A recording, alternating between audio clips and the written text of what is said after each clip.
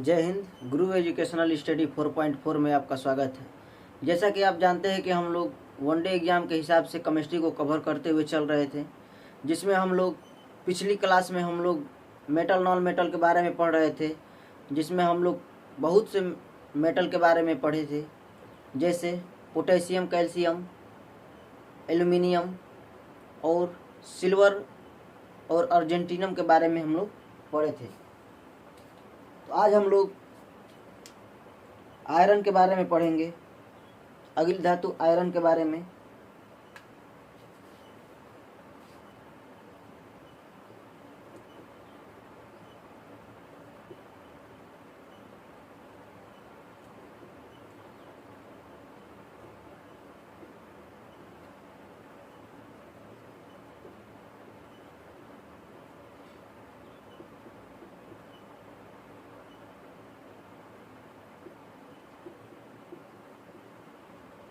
अगला मेटल हम लोग आयरन के बारे में पढ़ेंगे। आयरन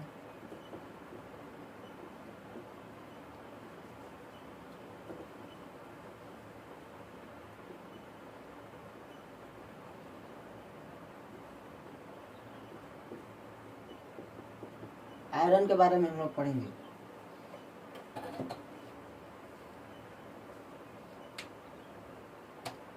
आयरन जो है डी ब्लॉक का तत्व है।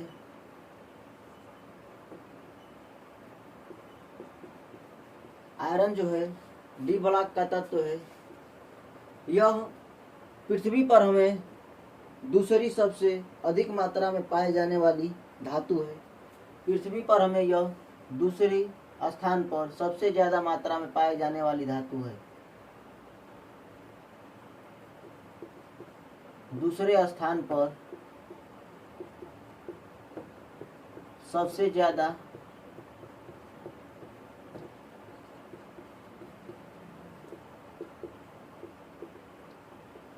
पाई जाने वाली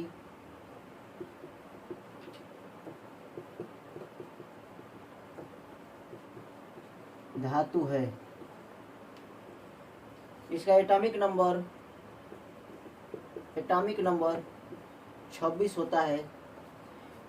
इसके हम लोग अयस्क के बारे में जानेंगे। इसके अयस्क जो होते हैं, इसके 5 अयस्क होते हैं।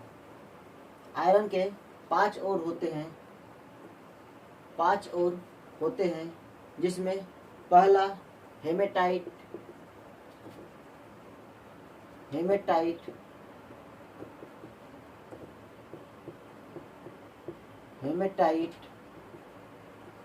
जिसमें पहला हम लोग देखेंगे हेमेटाइट, दूसरा मैग्नेटाइट,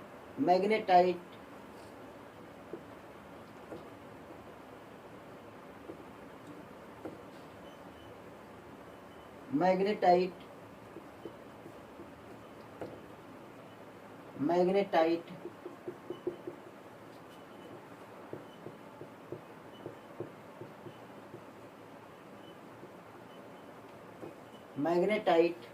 तीसरा हम लोग देखेंगे लिमोनाइट या सेडेराइट,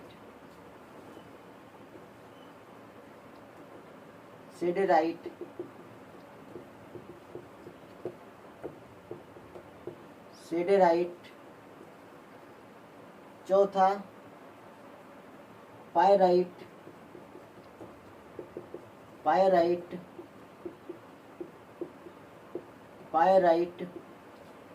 पांचवा लिमोनाइट,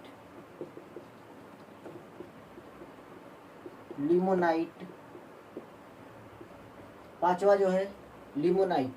हम लोग आयरन के और के बारे में जानेंगे कि आयरन के 5 और होते हैं। आयरन जो होते हैं 5 अयस्कों से प्राप्त होती है, जैसे पहला हेमेटाइट, दूसरा मैग्नेटाइट, तीसरा सेडेराइट और चौथा पायराइट, पांचवा जो होगा लिमोनाइट। हेमेटाइट का केमिकल सूत्र हम लोग देखेंगे। केमिकल फार्मूला Fe2O3 होगा। मैग्नेटाइट का जो होगा chemical formula Fe3 Fe3O, Fe3O 4 होगा। और सेडेराइट का केमिकल फार्मूला, सेडेराइट का chemical formula Fe3 ferrous carbonate FeCO3 ferrous carbonate होगा। पायराइट का chemical formula ferrous sulphide FeSO2। Limonite का chemical formula FeO into NH2O। Limonite का केमिकल फार्मूला FeOH2O होगा। Iron के और के बारे में देखेंगे हम लोग। आयरन जो होगा, आयरन जो होता है वो हमें हेमेटाइट, मैग्नेटाइट, सेडेराइट, पायराइट और लिमोनाइट से प्राप्त होता है, जिसमें सबसे ज़्यादा आयरन हमें मैग्नेटाइट से प्राप्त होता है, जिसमें हमें 70 से 72% आयरन मैग्नेटाइट से प्राप्त होता है। यह भी जानेंगे हम लोग, मैग्नेटाइट से हम लोग अस्थायी चुंबक का निर्माण करते हैं। अस्थायी चुंबक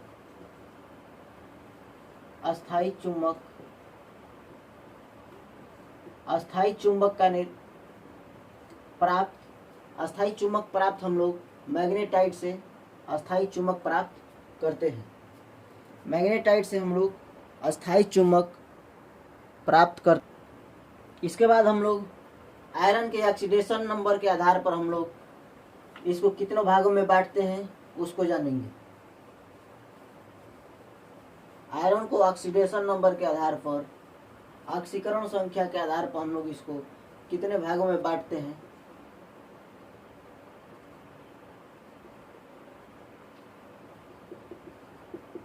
ऑक्सीडेशन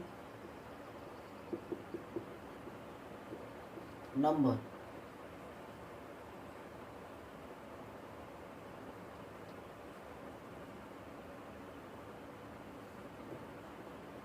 ऑक्सीडेशन नंबर के आधार पर हम लोग इसको कितने भागों में बांटते हैं। पहला जो होगा Fe पर +2 चार्ज, Fe पर +2 चार्ज। दूसरा Fe पर +3 चार्ज। तीसरा जो होगा Fe पर +4 चार्ज, Fe पर +4 चार्ज। और चौथा Fe पर +6 चार्ज होगा, जिसमें हम लोग Fe पर +2 चार्ज को हम लोग फेरस कहेंगे। Fe फेरस कहते हैं, फेरस कहते हैं। Fe पर +2 चार्ज को हम लोग फेरस कहते हैं, फेरस कहते हैं। Fe पर +3 चार्ज को फेरिक कहते हैं, फेरिक।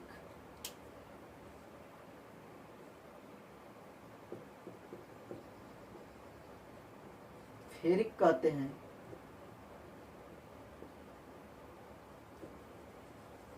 Fe पर +3 चार्ज को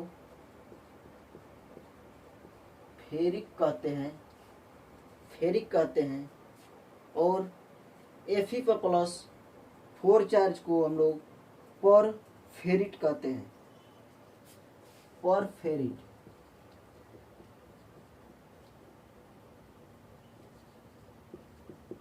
परफेरिट, परफेरिट कहते हैं, परफेरिट कहते हैं। और Fe पर +6 चार्ज को हम लोग फेरिट कहते हैं, फेरिट, फेरिट कहते हैं। ऑक्सीडेशन नंबर के आधार पर हम लोग आयरन को 4 भागों में बांटते हैं। पहला Fe पर +2 चार्ज, जिसे हम लोग फेरस कहते हैं। और दूसरा जो है Fe+3 चार्ज जिसको हम लोग फेरिक कहते हैं। तीसरा जो है Fe+4 चार्ज जिसे हम लोग परफेरिट कहते हैं। चौथा Fe+6 चार्ज जिसे हम लोग फेरिट कहते हैं। हम लोग जानते हैं कि हम लोग के शरीर में ब्लड जो होता है, ब्लड में भी आयरन पाया जाता है। तो ब्लड में आयरन जो होता है वह हमें फेरस के Fe+2 चार्ज के रूप में पाया जाता है।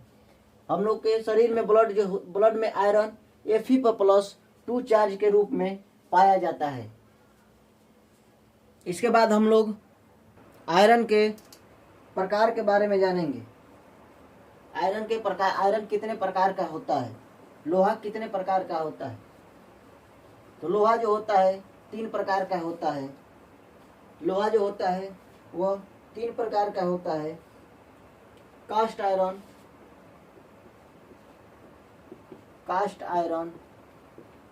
कच्चा लोहा,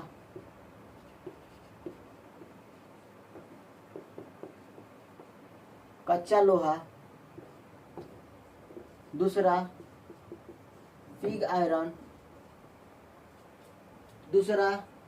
आयरन, ढलवा लोहा,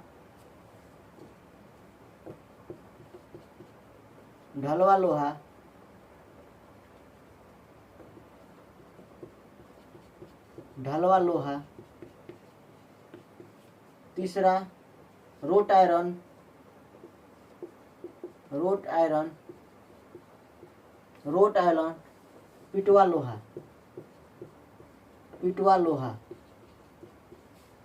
पिटवा लोहा। आयरन जो होता है 3 प्रकार का होता है। पहला कास्ट आयरन, कच्चा लोहा, दूसरा पिग आयरन, ढलवा लोहा, तीसरा रोट आयरन, पिटवा लोहा। जिसमें कास्ट आयरन में कार्बन की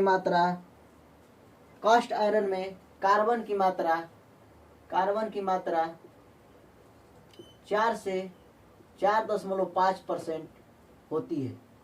4 से 4.5% कार्बन की मात्रा होती है। और पिग आयरन ढलवा लोहा में 2 से 2.5% कार्बन की मात्रा होती है। रोट आयरन या पिटवा लोहा में कार्बन की जो मात्रा होती है 0.12 से 0.25 तक होती है, 25% तक होती है, 25% तक होती है। जिस आयरन में कार्बन की मात्रा जितनी कम होगी वह सबसे शुद्ध आयरन माना जाता है। तो इसमें सबसे शुद्ध आयरन रोट आयरन या पिटवा लोहा होगा। रोट आयरन या पिटवा लोहा होगा।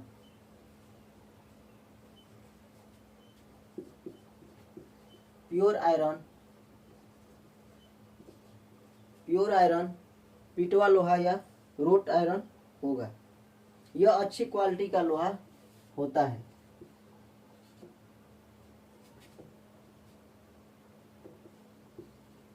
गुड।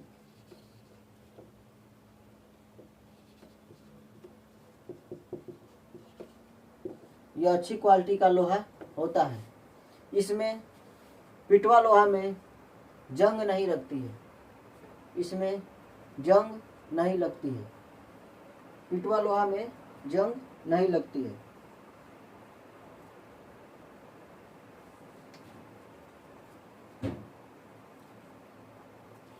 आप जैसा कि जानते हैं कि दिल्ली में एक लौह स्तंभ है जो हजारों साल पुराना है। उसमें अभी तक कोई जंग नहीं लगी है। वह जो है पिटवा लोहा या रोट आयरन का बना हुआ है। लोहा जो होता है हाईली रिएक्टिव मेटल होता है। यह पोटेशियम और सोडियम से कम रिएक्टिव होता है, लेकिन यह भी हाईली रिएक्टिव होता है। यह तुरंत वायु की उपस्थिति में पानी और वायु की उपस्थिति में यह तुरंत क्रिया करके यह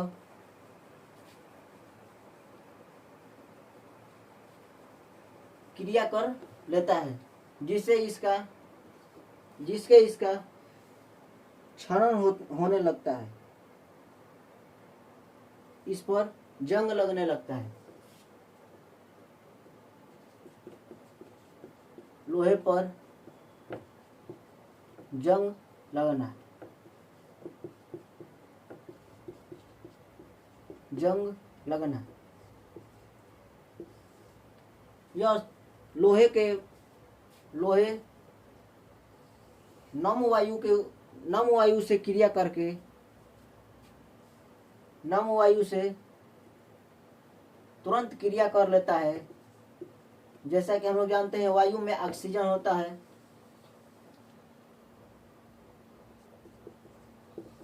वायु में ऑक्सीजन, और नम वायु में ऑक्सीजन और पानी भी होता है, जिससे यह क्रिया करके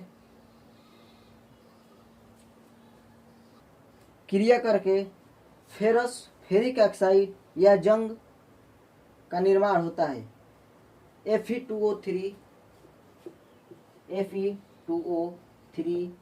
into X H2O, Fe2O3 into X H2O, ferric oxide.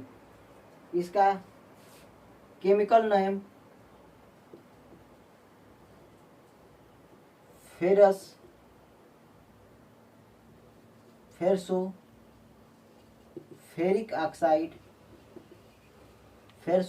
Oxide होता है।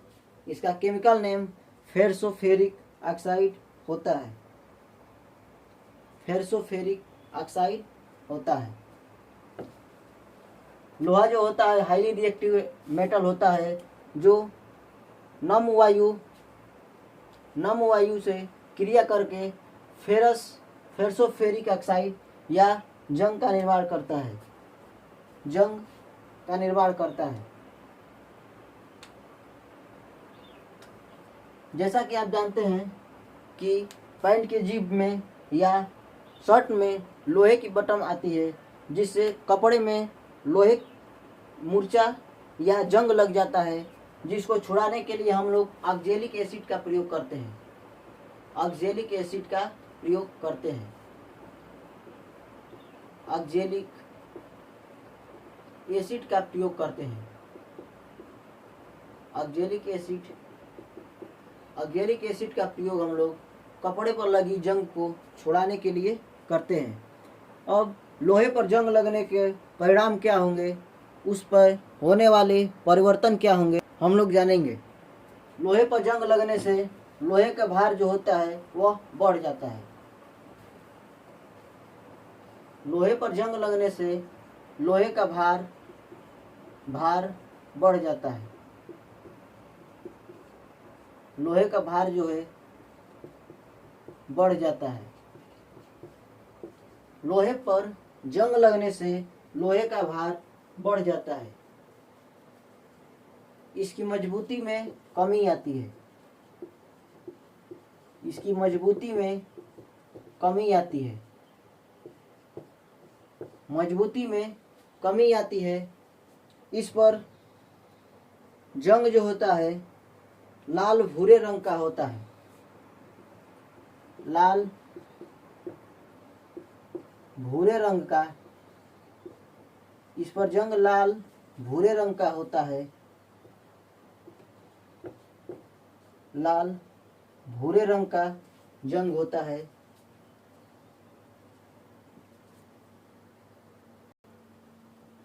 भूरे रंग का होता है। जंग लगने से लोहे की क्वालिटी में कमी आती है। यह एक रेडॉक्स अभिक्रिया है। रेडॉक्स अभिक्रिया जिसमें लोहे ऑक्सीजन और जल से क्रिया करके फेरिक ऑक्साइड बना रहा था। फेरिक ऑक्साइड बना रहा था, जो एक रेडॉक्स अभिक्रिया है। रेडॉक्स रिएक्शन है। रेडॉक्स अभिक्रिया है रेडॉक्स अभिक्रिया हम लोग उसे कहते हैं जिसमें ऑक्सीकरण और अपचयन की क्रिया होती है। ऑक्सीकरण और अपचयन की क्रिया होती है, उसे हम लोग रेडॉक्स अभिक्रिया कहते हैं। ऑक्सीकरण या अपचयन, ऑक्सीडेशन या रिडक्शन की क्रिया होती है, उसे हम लोग रेडॉक्स अभिक्रिया कहते हैं। अब हम लोग जानेंगे कि लोहे पर जंग लगने से रोकने के लिए हम लोग क्या कर सकते हैं। लोहे की मजबूती को बनाए रखने के लिए हम लोग उस पर पेंट या पॉलिश कर सकते हैं, पेंट या पॉलिश कर सकते हैं। इसके बाद पेंट कर सकते हैं। उसके बाद उस पर जिंक की लेप या जिंक या जस्ता की हम लोग लेयर चढ़ा सकते हैं। जिंक की लेयर चढ़ा सकते हैं, जिसे हम लोग गैल्वाजेशन कहते हैं या गलवीकरण कहते हैं।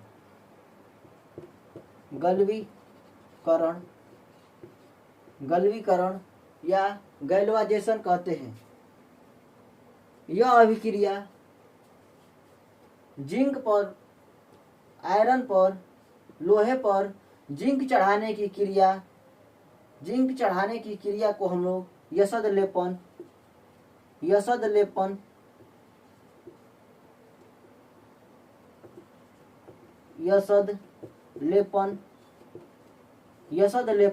कहते हैं।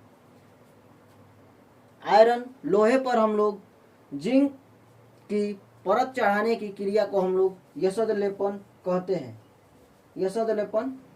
हैं। लोहे जो होता है डिस्टिल या आशुद्ध जल से क्रिया नहीं करता है। आशुद्ध जल जैसे रेन वाटर, मिनरल वाटर से क्रिया नहीं करता है, क्योंकि इसमें कोई भी आयन नहीं होते हैं। इसमें आयरन पर कोई आयन, धन आयन या ऋण आयन नहीं होते हैं, जिसका पीएच वैल्यू आशुद्ध जल का पीएच वैल्यू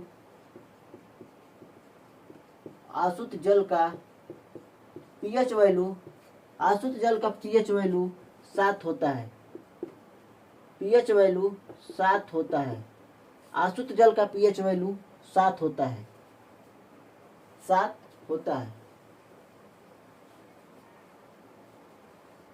आशुद्ध जल का पीएच वैल्यू जो होता है यह 7 होता है। इसके बाद हम लोग आगे जानेंगे लोहे का यूज के बारे में। लोहे का यूज कहाँ कहाँ किया जाता है। लोहे का यूज घरों में, इंडस्ट्रियों में या फैक्ट्रियों में किया जाता है, यह तो अलग बात है। लोहे का यूज जो होता है स्टील बनाने में, स्टील बनाने में किया जाता है। स्टील बनाने में लोहे का यूज किया जाता है।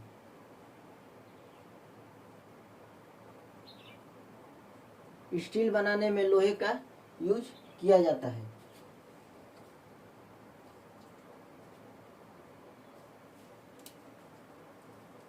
स्टील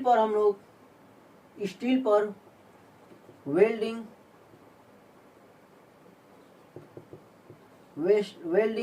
नहीं किया जा सकता है। स्टील पर वेल्डिंग नहीं किया जा सकता है। कई स्टीलों पर गैस वेल्डिंग हो जाता है। यह स्टीलों की वैरायटी पर निर्भर करता है, लेकिन स्टील पर वेल्डिंग नहीं किया जा सकता। स्टील जो होती है आयरन में कार्बन की मात्रा को बढ़ा देने पर स्टील का निर्माण होता है। आयरन में कार्बन की मात्रा को बढ़ा देने से स्टील का निर्माण होता है। हम लोग कार्बन के आधार पर, कार्बन के परसेंटेज के आधार पर हम लोग स्टील को जानेंगे। कार्बन के परसेंटेज के आधार पर हम लोग स्टील को देखेंगे कि स्टील कितने प्रकार का होता है। कार्बन के आधार पर स्टील को हम लोग देखेंगे कितने प्रकार का होता है।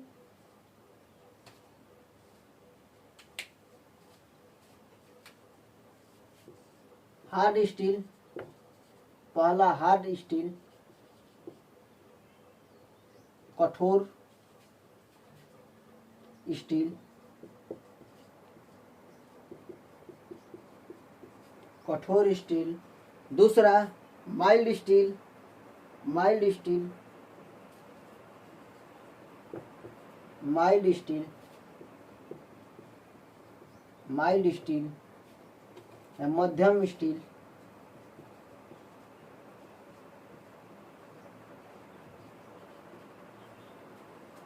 माइल्ड स्टील, मध्यम स्टील, सॉफ्ट स्टील। तीसरा सॉफ्ट स्टील, मुलायम स्टील, मुलायम स्टील, मुलायम स्टील। कार्बन के परसेंटेज के आधार पर हम लोग देखेंगे कि स्टील जो होता है 3 प्रकार का होता है। पहला hard steel, mild steel, soft steel. Hard steel, mild steel और सॉफ्ट स्टील, जिसमें हार्ड स्टील में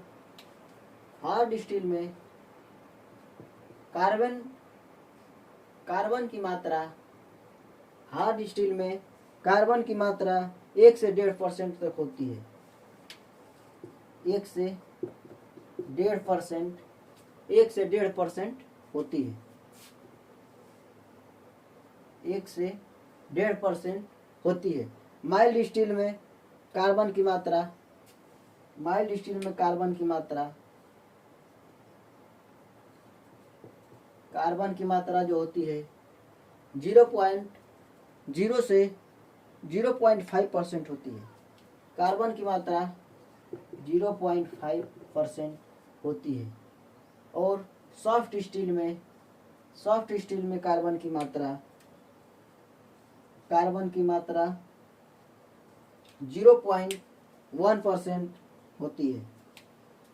0.1% होती है। 0.1% होती है। जैसा कि हम लोग देखें, कार्बन के आधार पर स्टील जो होती है 3 प्रकार की होती है। हार्ड स्टील, माइल्ड स्टील और सॉफ्ट स्टील। हार्ड स्टील में कार्बन की मात्रा 1 से 1.5% तक होती है। और माइल्ड स्टील में कार्बन की मात्रा 0.5% होती है। और सॉफ्ट स्टील में कार्बन की जो मात्रा होती है 1%, 0.1% होती है। 0.1% होती है। इसके अलावा और भी स्टील पाए जाते हैं, और भी स्टील पाए जाते हैं।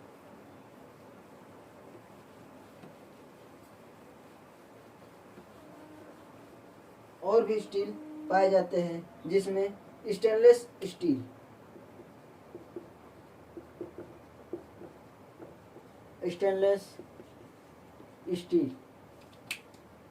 स्टेनलेस स्टील, जंगरोधी इस्पात, जंगरोधी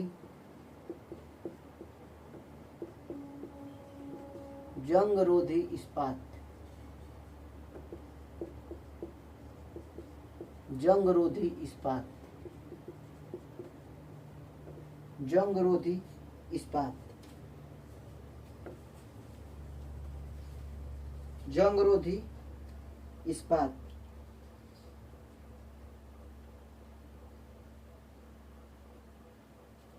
यह जो होता है कार्बन,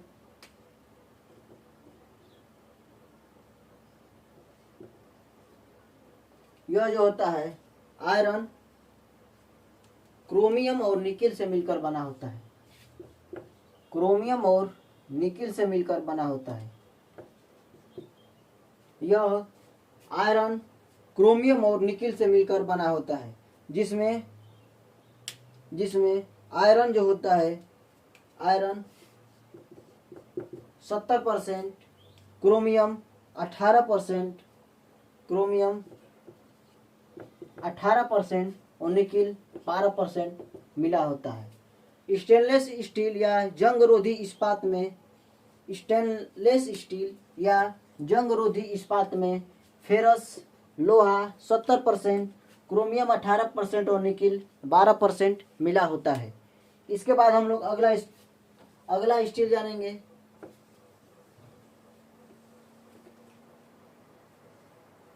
निकिल स्टील या निकिल स्टील।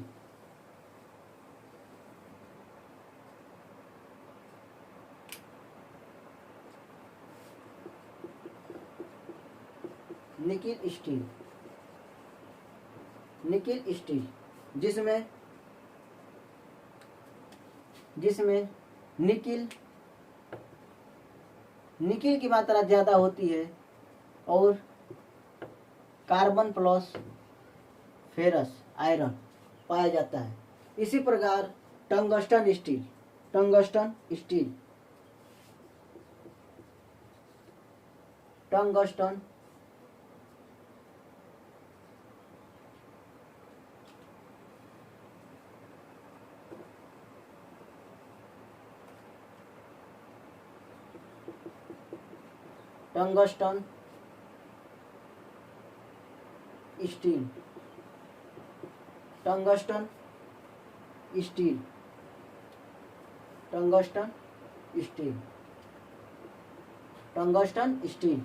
जिसमें टंगस्टन का सिंबल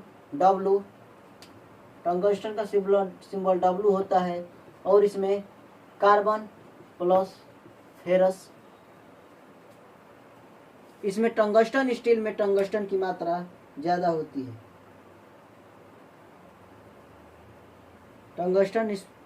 यह जो होती है टंगस्टन स्टील जो होता है, हाई स्पीड कटिंग टूल्स बनाने में किया जाता है। हाई स्पीड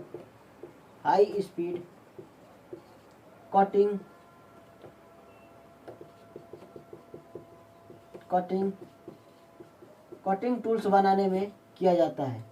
टंगस्टन का use high speed cutting tools बनाने के लिए किया जाता है। निकिल स्टील में निकिल होता है, टंगस्टन स्टील में टंगस्टन होता है और कार्बन और फेरस यह कॉमन चीज़ है, यह हर स्टील में रहेगा ही। अगला देखेंगे हम लोग मैग्नीज स्टील।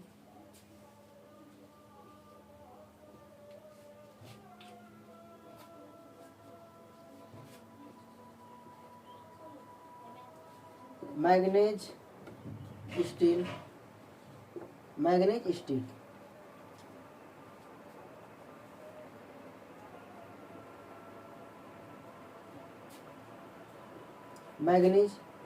स्टील जिसमें मैग्नीज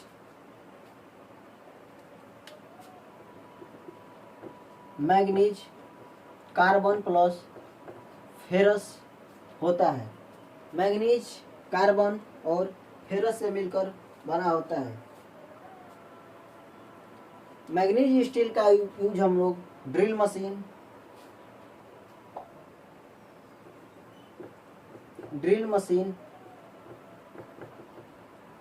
मशीन बनाने के लिए करते हैं।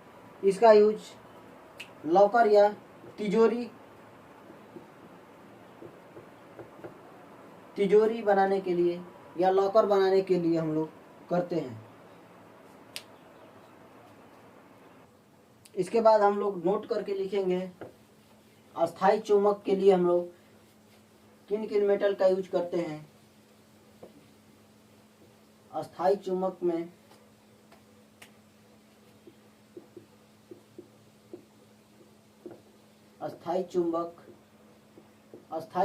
हम लोग किन मेटल का यूज करते हैं। ऑल निको, एल्यूमिनियम,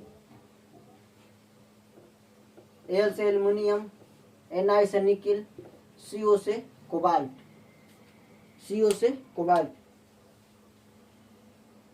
और इसमें एक फेरस। अस्थायी चुंबक बनाने के लिए एल्युमिनियम, निकिल, कोबाल्ट और फेरस का यूज करते हैं। इसके बाद हम लोग अगला धातु जिंक के बारे में पढ़ेंगे। जिंक के बारे में पढ़ेंगे।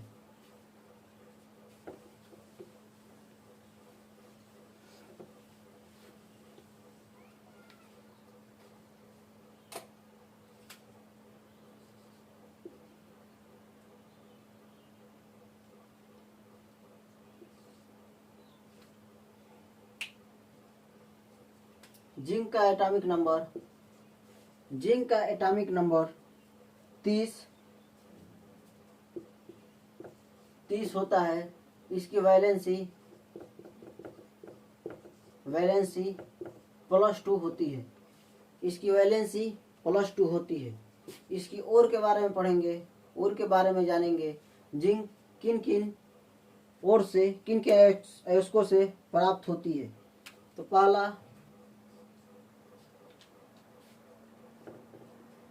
पहला जो होगा, पहला zinc sulphide, zinc sulphide,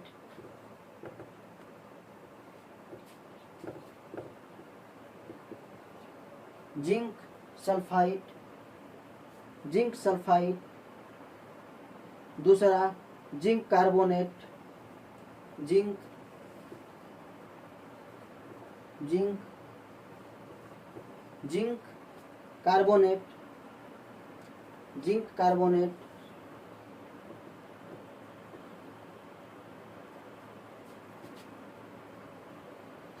carbonate, zinc carbonate.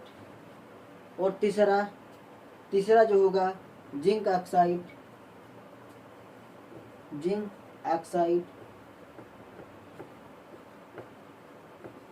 Zinc oxide. जिसमें जिंक ऑक्साइड का यूज हम लोग कृत्रिम दांत बनाने के लिए करते हैं।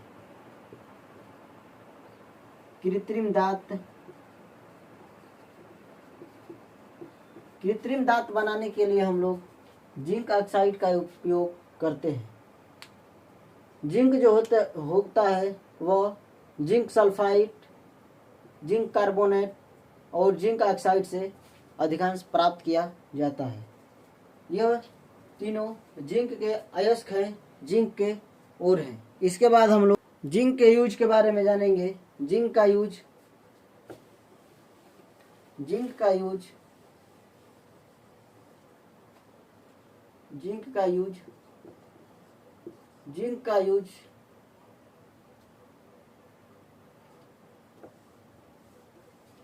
यशोद लेपन में लोहे की रस्टिंग से लोहे को जंग लगने से, लोहे की क्षय या क्षरण होने से बचाने में कहते हैं या बचाने में करते हैं, जिसे हम लोग गलवीकरण या यशोद लेपन कहते हैं। जिसमें आयरन या लोहे के ऊपर जिंक की पॉलिश करके, जिंक की कोटिंग करके उसे क्षय से या क्षरण से बचाया जाता है। इसके बाद हम लोग अगला यूज देखेंगे। जिंक का अगला यूज चूहे मारने की दवा को बनाने में किया जाता है। Zinc phosphide, Zn3P2। इसका जिंक फास्फाइड का केमिकल नेम Zn3P2 होता है। जिंक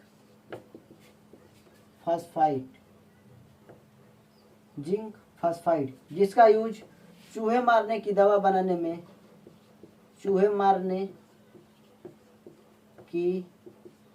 बनाने में यूज किया जाता है। दवा बनाने में इसका यूज किया जाता है।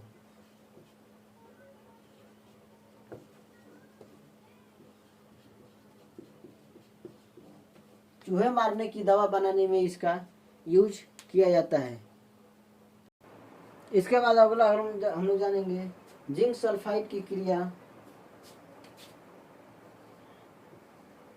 जिंक सल्फाइड की क्रिया, जिंक सल्फाइड की क्रिया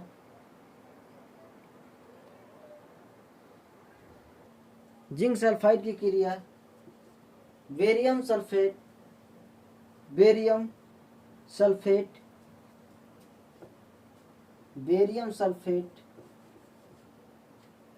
जिंक सल्फाइड की क्रिया हम लोग बेरियम सल्फेट से कराते हैं तो लिथोपन प्राप्त होता है। लिथोपन प्राप्त होता है। जिंक सल्फाइड की क्रिया हम लोग जिंक सल्फाइड की क्रिया बेरियम सल्फेट से कराते हैं। जिंक सल्फाइड की क्रिया हम लोग बेरियम सल्फेट से कराते हैं तो लिथोपन प्राप्त होता है। लिथोपन प्राप्त होता है। लिथोपन प्राप्त होता है। लिथोपन प्राप्त होता है। लिथोपन का यूज हम लोग घरों को पेंटिंग करने से पहले पुताई करने में यूज करते हैं। लिथोपन का यूज घरों की पुताई करने में होती है। लिथोपन का प्रयोग हम लोग घरों की पुताई करने में इसका यूज करते हैं। लिथोपन का यूज घरों की पुताई करने में करते हैं। अब हम लोग जिंक का यूज ह्यूमन बॉडी में, मानव शरीर में इसका क्या यूज है, क्या योगदान है, हम लोग जानेंगे। जिंक का यूज ह्यूमन बॉडी में इसका क्या यूज है हम लोग जानेंगे। जिंक जो होती है मानव शरीर में, जिंक मानव शरीर में आंसुओं में पाया जाता है। आंसू में, मानव के आंसू में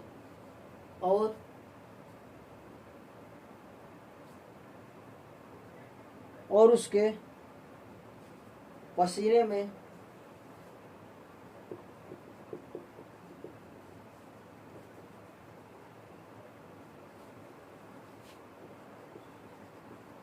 टीयर्स, आंसुओं में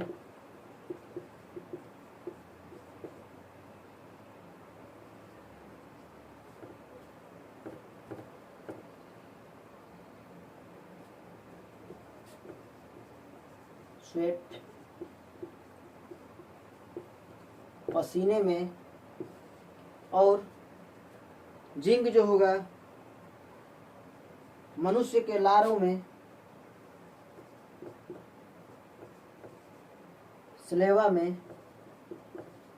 स्लेवा या लार में पाया जाता है। स्लेवा या लार में पाया जाता है। इसके बाद जिंक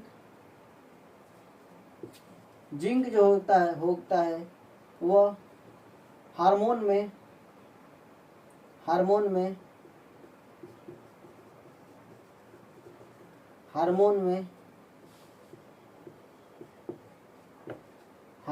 पाया जाता है। यह इंसुलिन हार्मोन में पाया जाता है। जिंक जो होता है इंसुलिन हार्मोन में पाया जाता है। जिंक इंसुलिन हार्मोन में जाकर बॉडी में ब्लड में उपस्थित शुगर को मेंटेन करता है। जिंक ब्लड में शुगर को मेंटेन करता है। जिसमें जिंक की कमी होती है उसमें डायबिटीज नामक बीमारी या मधुमेह, जिसे हम लोग शुगर कहते हैं, वह रोग होता है। जिसके ब्लड में जिंक की कमी होगी उसमें इंसुलिन मधुमेह नामक रोग होगा, जिसे हम लोग शुगर के नाम से जानते हैं।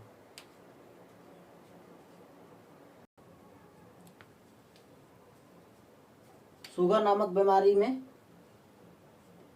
जिंक की कमी होती है। इसके बाद हम लोग अगली क्लास में आगे के मेटल के बारे में पढ़ेंगे, और ज़्यादा मेटल नहीं है, और एक दो मेटल हैं, उसके बारे में हम लोग कल की क्लास में पढ़ेंगे। तब तक आज के लिए इतना ही। जय हिंद, जय भारत।